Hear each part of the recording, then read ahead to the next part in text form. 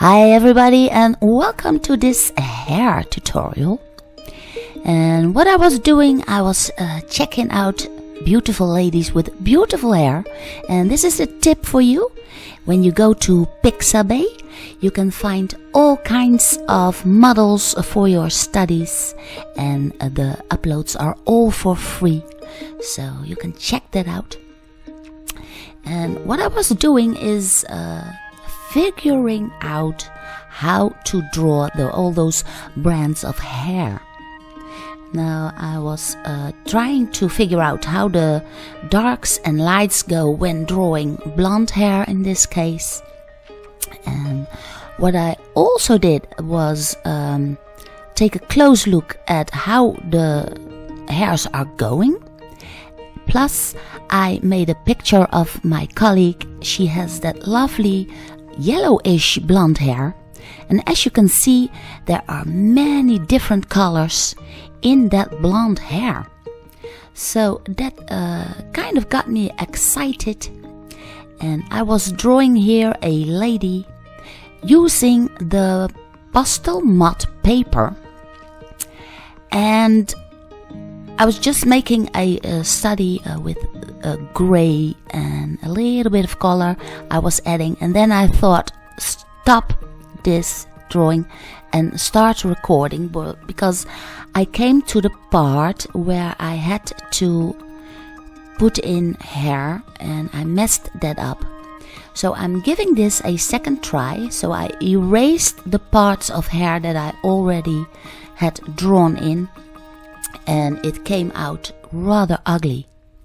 So I'm doing this over, also recording this, because drawing hair I never liked at all. But now that I am drawing more and more with the pastel pencils, I found out that there is many kinds of colors in the hairs. So here, for instance, for starters, I picked up a light pink, and then I'm going over this with the burnt umber, and I started combining it. So I take a close look at the blonde ladies on Pixabay and the picture that I took from my colleague at work, and I thought, okay, the blonde hair has a lot of dark colors when the light isn't on the hairs. So let's just start drawing what I'm seeing, and then put in as many colors as possible and see what this does. Now, this may look a bit odd, but I'm drawing in this case from down below way up to the top, where the light is well, hitting the hair the most. And here, way below, I'm simply using the yellows, the burnt umber, a little bit of all kinds of brown tints, but also a little bit of white. And you can also draw out some hairs going in front of the face. So here I'm putting in some white. So that is that brand of hair that has a lot of light in it. And I want to make that curly hair, curly strands of hair, and try and figure out how all those lights and darks are going around with that hair. Now, what is very important, I noticed, is that you have to draw in the direction that the hair is growing. This gives the most realistic effect, but it also looks very playful this way. But what I also have to keep in mind is that the hair will cast a shadow in the face. So drawing hair is not only drawing hair, but it also has to fit together with the face. So as I continue to draw in the hair, I will also, in a later stage, will have to adjust the shadows that are in the face itself. I hope this makes sense, that the hair and the face are a playful, well, they play around together.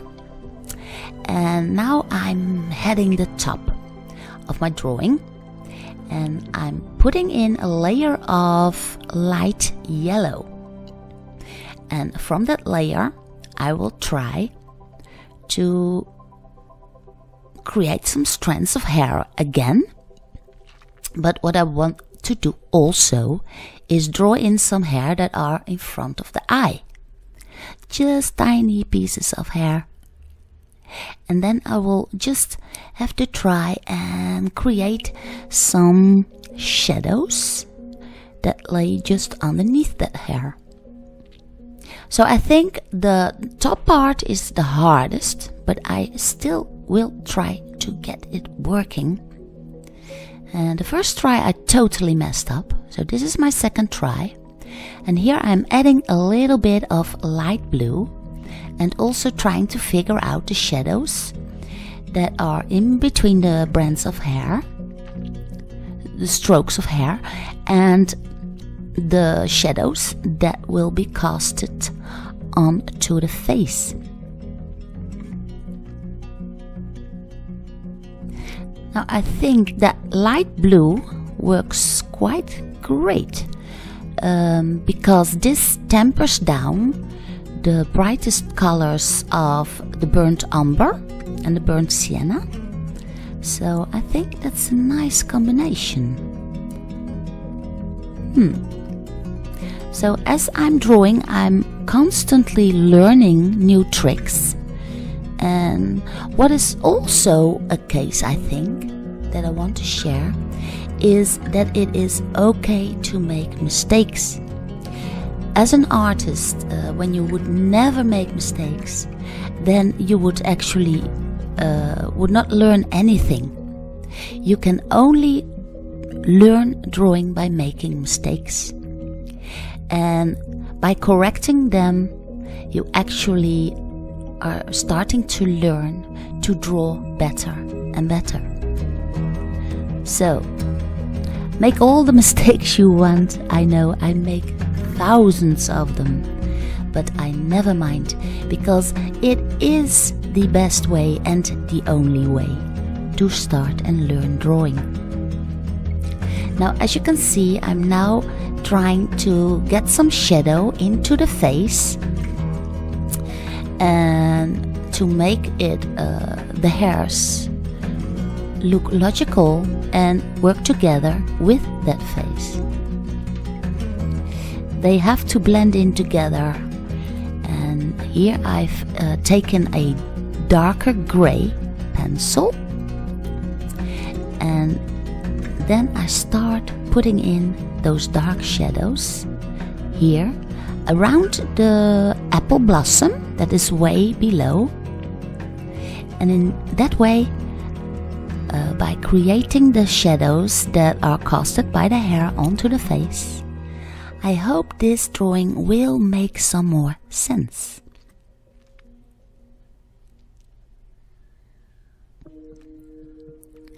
Here I'm putting in some shadows too that are falling onto the face, and as you can see, I simply rub this in with my finger. Here is the part that is underneath the chin. I'm still working here with the dark gray, and in that way I'm trying to get that hair fall in front of the drawing, and I think this works quite nice actually.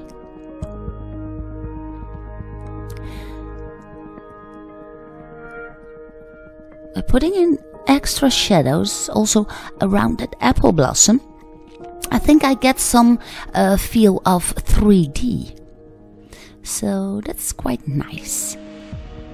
Then here on top I will just make some curls too. And this is the shadow that's casted just next to the eye. So I put a little bit of gray in there too. And maybe here a little bit of shadow. Well, that's too harsh. I will have to ease that down, I think. But that's the beauty when you try out pastel mat. If there are sections that you do not like that much, then you can easily go over it, because the pastel matte paper can absorb like 4, 5, 6 layers of pastel. Now that's amazing. So actually you can draw with it a little bit like a painter would. A painter could paint over his drawing as much as he wants once the paint has dried up. Now, and with that pastel mat, you can also put over layer, and in that way you can correct yourself and start learning, and you do not have to be that afraid to make mistakes, because if you're not happy, then you simply go over it with another color. Now here I'm using that light gray for some shadows, and of course there's a lot of light on the top of the head, so the sun is shining upon there. And I need to draw in those shadows that I just did, and putting in a little bit of extra blue, like the sky is blue and is reflecting into the hair, so that's a nice effect. And I think that one stripe is too dark, the stripe in front of the eye, so I'll have to adjust this a little bit. And then I will just leave the left side now and just leave it and maybe go back in there later. But what I want to do first is to draw in also a layer for the hairs that are on the right side. Now what I'm doing now is I've taken my bluish gray, and on the right side you can just see the hair coming from around the back, and I'm choosing not the bright yellows, but all easy and smooth cold colors. Now warm colors like red and yellow are not only warm but always wanting to be in front. So warm colors pop to the front, while as cold colors like gray, blue, purple, they tend to want to be in the back.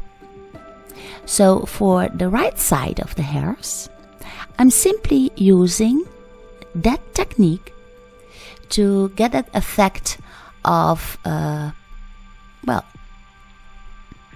kind of a 3D feel. And I also noticed that I often want to work in the face, but I have to leave it. I will stick to my program, maybe do something with the right side, but I'm putting a layer of pastel on the right side.